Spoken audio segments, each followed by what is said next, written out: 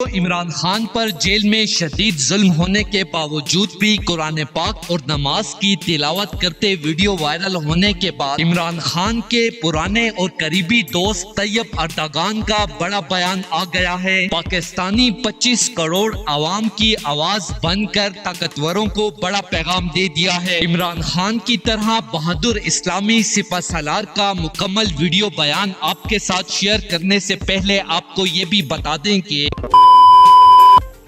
İnancından dolayı dışlanan Müslümanın, dilinden dolayı ayrımcılığa uğrayan Kürdün, meşrebinden ötürü baskı gören Alevi'nin, haksızlığa maruz kalan bu toprakların evladı Hristiyan ve Yahudi'nin, kısaca bu ülkede vesayetin gadrine uğrayan kim varsa herkesin yanında olduk, mücadelesine destek verdik, kayıplarını telafi ettik.